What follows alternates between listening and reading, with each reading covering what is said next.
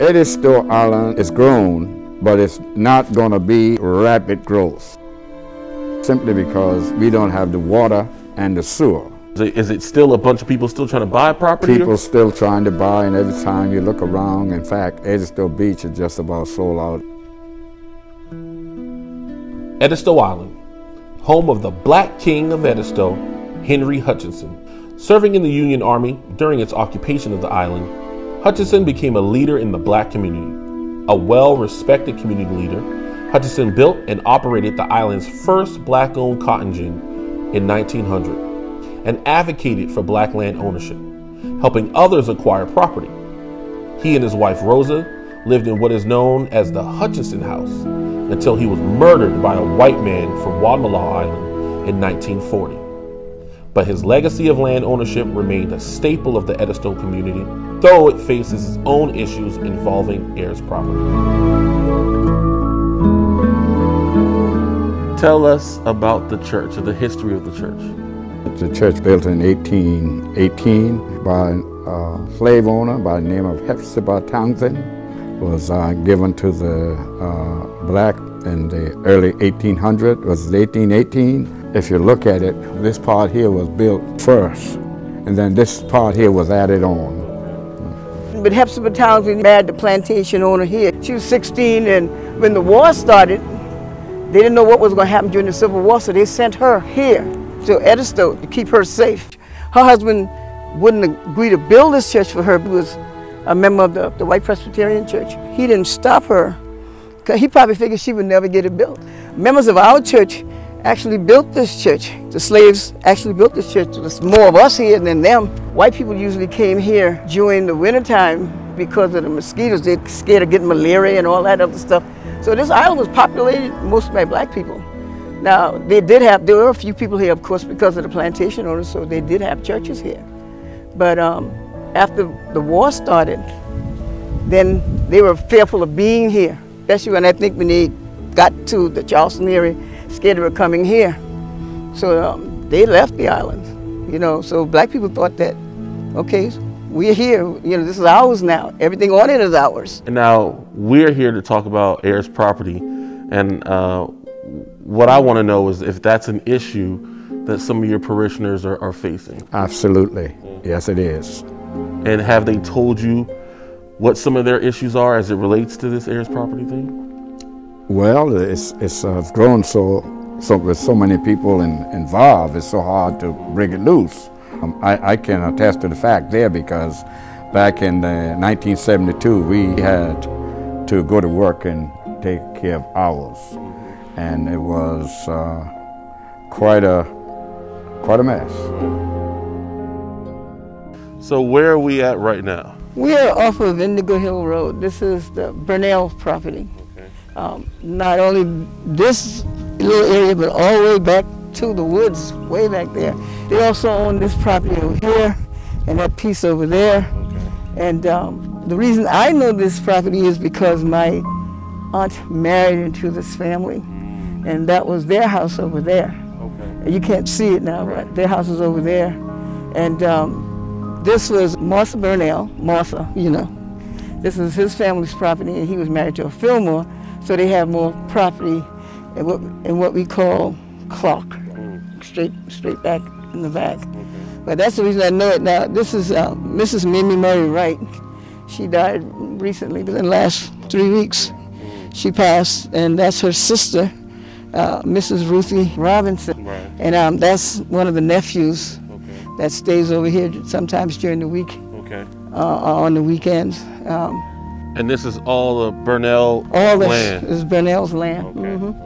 Do y'all find that some of the places we've gone and interviewed people, they're saying they're having a very hard time of getting the children or the grandchildren to come back and either stay on the land or at least own it and not sell it? Are y'all seeing that happen over here as well? That happens, you know, like maybe when we were younger, maybe when we got out of high school and went to school somewhere else, and then we end up settling in a city somewhere because it was so difficult to find a decent paying job here. And most people like myself, you know, we come back after we've retired from jobs. You know, but that is a problem. And then, like, those children, if they have never grown up here and didn't come here that often, you know, they not particularly want to stay here. There's not enough here. Right. So they're heirs, but they don't have a connection because they might not have grown up here. No, they don't have an emotional connection. Yeah. You An know, emotional connection, yes. Yeah, they don't have that, and so they, you know, they'll sell it. Yeah. You know, our problem is what we have tried to do, and especially those older people who are by themselves. You know, if they let the churches know that they, you know, before they pass on, they could actually leave the property to the church, or the church could buy the property from them while they're living, so that they, you know, proper documentation, of course, and then the church could then have that property. Yeah. You know, for somebody like me, who has no children, you know, I would just leave my property to the church. That's actually pretty smart. Instead of just letting the land go, willing it to the church. It helps the church out too, because then the church looks like it has a wider portfolio. They have more property under their name. Exactly. Yeah. You know, Yeah. it's very. That's a really good. Have y'all already started doing that, or is that just an idea you thought of? It's been mentioned once or twice, you know, and you know, we encourage people to do it. You know, the other people do it all the time. You know, but what it is with us is we don't want nobody to know our business, especially when we can't pay the tax. Yeah. Instead of saying, "Can you help me?" and this is what I'll do. Right. You know, I'll leave this to you if you all pay the tax, so I can stay home, especially if I have nobody to leave it to.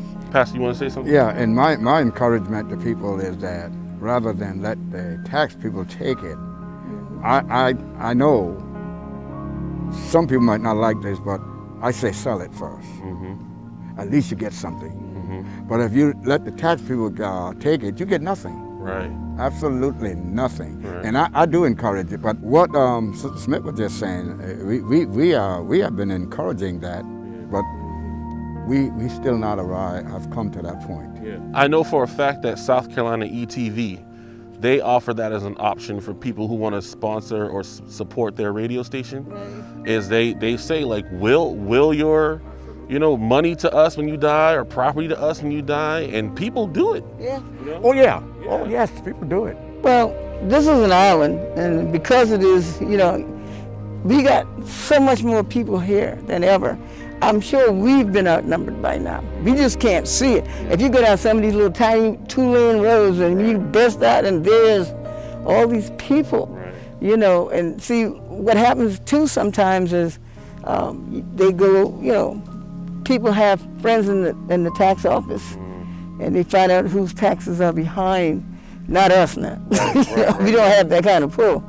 And then they'll wait and either get it through not paying your taxes, or they'll offer you what seems like a lot of money, but in fact isn't. Right. We've known that to happen to some people on the island. You know, they thought they were getting a lot of money, but in fact, what ended up happening was they sold a lot for the price they gave them for the whole acreage.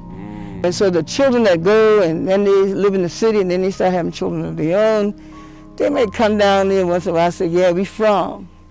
But they don't have any intention of coming back here. Then the old people that's left on the property and their children out here, they come home maybe Christmas for a couple of days. Yeah. You know, well, that's our land. You know, they struggle the whole thinking their children may come back, and they have no intention of coming back. And so let Charlotte to come to exactly. Well, no, you know, because anybody tell you, well, you know, you got to go so far to go to the stores, you know, and this kind of thing, you know. But you know, when I'm lived and born right here on this island, you know, and you know, now that I can't come back over here if I want to, I'm saying to myself, oh my goodness, it's too far to get the thing. Something happened, and a lot of people have concern about hospitalization, emergencies, you know, how far it is to get. But now the people who've been here all the time and only go to Charleston on the weekends every now and then, they're not worried about that. They get care. You know, they do get care, but I just wish people would be more concerned about that, especially for the old people who can't pay the taxes. You know, and instead of saying, why don't we sell the property to the church? You know, they don't think about that. Either that, I don't think we have the means to purchase. You know, and that's not always correct. I think this is just a lack of communication right there. I don't think people know that that's something they can do, that they can sell their property to the church or will it to the church. You know, you're the first person that I've ever heard, and all these conversations we had, you're the first person that's ever said that. So I'm sure there's other people who may be willing to do that, but don't know that that's a thing that they can do.